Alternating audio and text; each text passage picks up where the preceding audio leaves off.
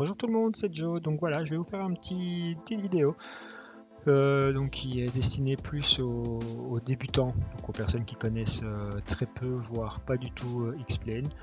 Donc soit qui débarquent d'un autre simulateur, qui perdent évidemment donc tout leur repère, ou bien vraiment les nouveaux utilisateurs donc, qui découvrent la simulation, qui comprennent pas trop grand chose, ou disons qui ne s'y retrouvent pas en trouvant un petit peu tout trop compliqué, etc. Donc dans cette vidéo, je vais déjà en premier lieu vous montrer où installer les add-ons quand vous les téléchargez. Donc le site sur lequel on télécharge en général les add-ons gratuits, c'est le site dxplane.org. Donc toutes les adresses seront dans la description de la vidéo. Donc une fois que vous aurez téléchargé un add-on sur ce site, 9 fois sur 10, vous devrez copier les fichiers dans le répertoire de X-Plane, ressources, plugins. Donc c'est ici que, par défaut, en général, comme je vous dis, 9 fois sur 10, les add-ons viennent se mettre.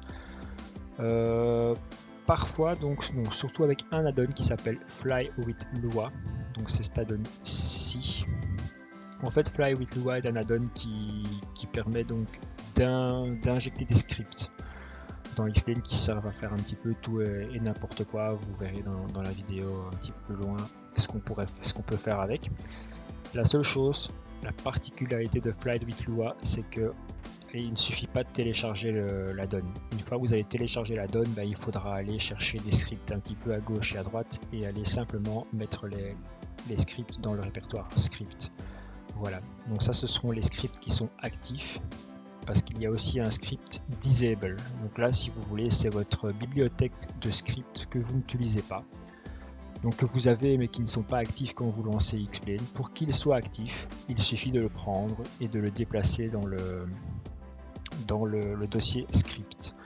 Voilà, c'est un petit peu la seule particularité en ce qui concerne les add-ons que je vais vous présenter dans cette vidéo. Donc dans X-Plane, il y a les add-ons, et puis vous avez ce qu'on appelle les scènes. Donc une scène, c'est ce qui va remplacer une zone par défaut dans X-Plane. Donc par exemple les aéroports, par défaut X-Plane va générer des aéroports avec des bâtiments lambda, et puis des éditeurs font des choses beaucoup plus réalistes, voire même des copies conformes de la réalité, etc. Et ça, vous devrez alors aller les copier dans le répertoire X-Plane, évidemment, mais c'est plus dans ressources plugins, mais c'est dans Custom Scenery. Donc comme vous voyez ici, je suis dans le répertoire X-Plane Racine, donc, et le répertoire Custom Scenery. Et dans ce répertoire, vous avez tout ce qui va remplacer les scènes par défaut. Donc sur le org de nouveau, il y a des scènes gratuites pour quasiment tous les aéroports du monde, parce que tout le monde depuis des années s'amuse à créer des scènes pour les aéroports qui leur tiennent à cœur. Donc il y a moyen en général de télécharger tous les aéroports que vous voulez. Vous téléchargez, même chose, comme on a fait pour Fly with Lua, vous téléchargez l'archive, vous la décompressez et vous copiez le lien, enfin le fichier plutôt, le répertoire, vous le copiez directement dans Custom Scenery.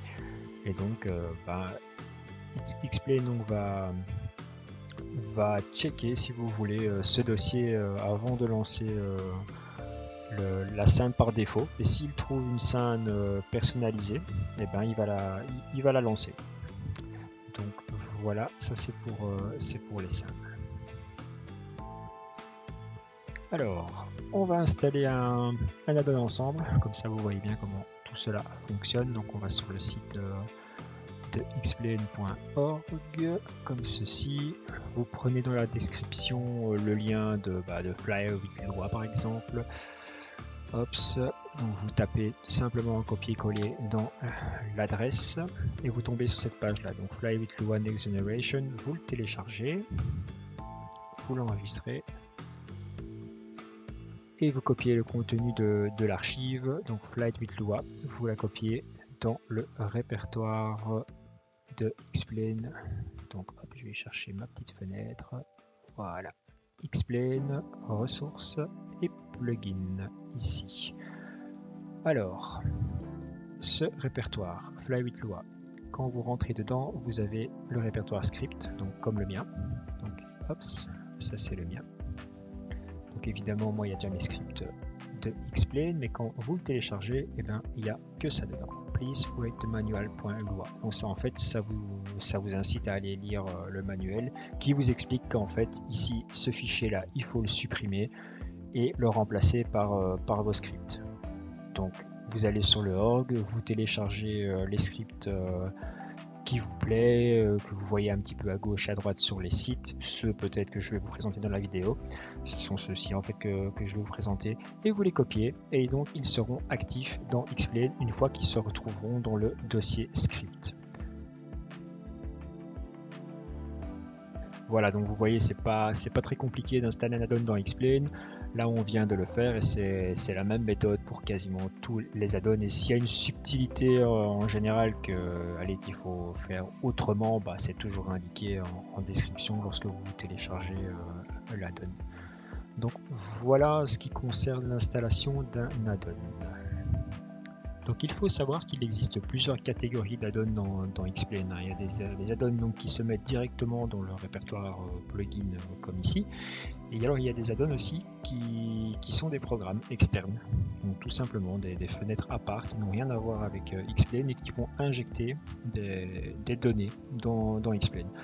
Donc en général, ouais, je pense à un add-on de moteur de météo donc qui va injecter la météo dans Xplane. Ça peut être un outil d'organisation de vos add-ons justement pour désigner lesquels vont se lancer parce que oui, ça existe aussi. J'en parlerai à un moment donné, soit dans une de mes vidéos, enfin oui, ça va être ça dans un prochain tuto, quelque chose comme ça.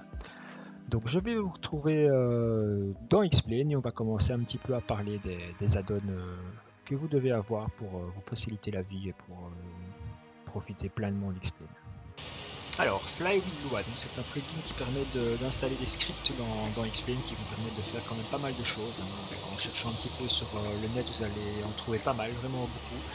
Mais il y en a quand même certains qui sont, on va dire, indispensables. Donc là, ce qui me vient en tête, c'est par exemple les plugins qui permettent de changer les effets visuels. Par exemple, l'eau de base dans Xplane qui est tout simplement bof, pas top.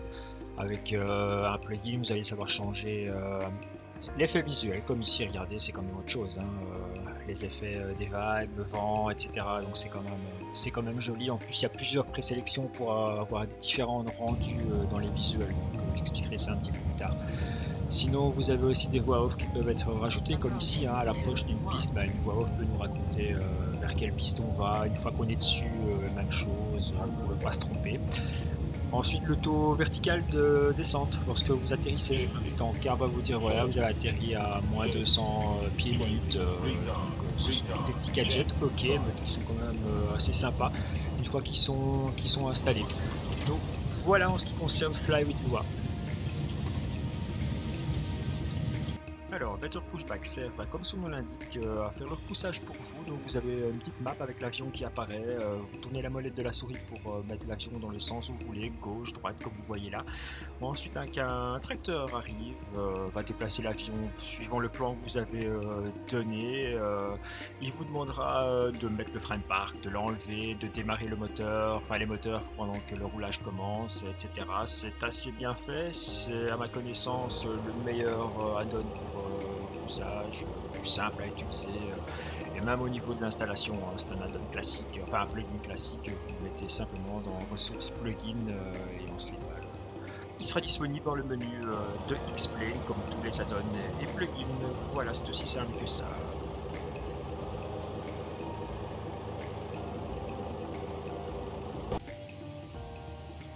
Voici l'add-on Avitab.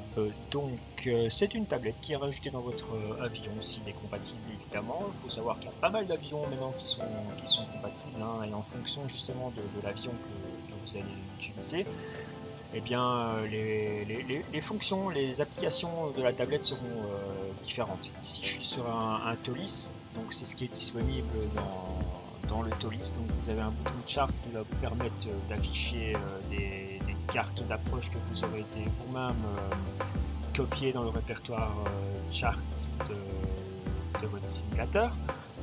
Donc comme ceci, donc ici il y a un fichier README PDF qui est pour l'instant d'origine avec un tab qui vous dit la procédure à suivre. Comme je vous l'ai dit, mettez votre charte dans le répertoire plugin. Voilà. Le deuxième bouton, c'est le bouton Airport, donc qui va nous donner des informations sur un aéroport. Si je tape LFRS qui est Nantes, j'aurai les infos de Nantes, donc 2 pistes disponibles, les fréquences au sol.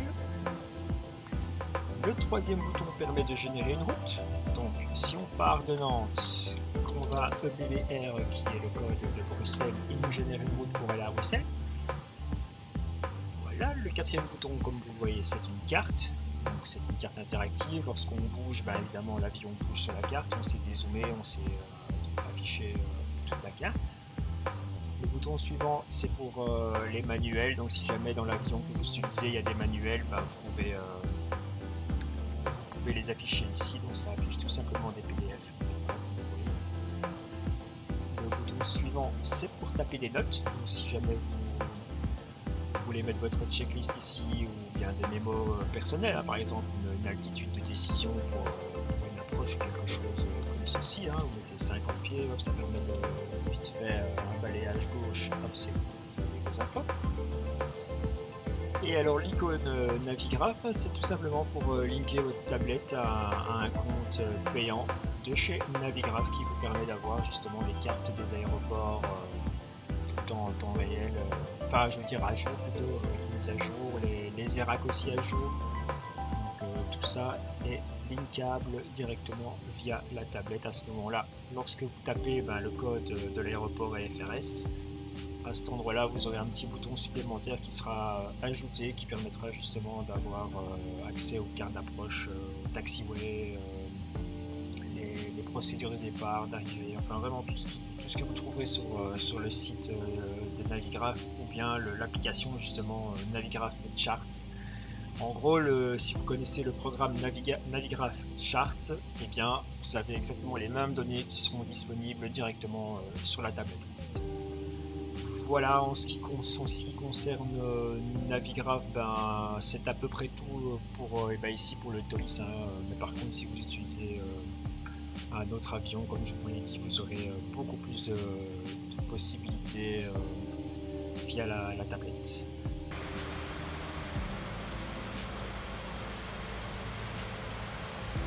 Bon voilà, la vidéo touche à sa fin. J'espère que vous aurez apprécié, que vous aurez découvert de nouveaux add-ons. Aussi la manière dont les installer, etc. vous aurez été utile, bien que c'est pas très compliqué. Donc voilà, n'hésitez pas à me laisser un petit commentaire si vous avez apprécié et on se revoit très vite. À bientôt.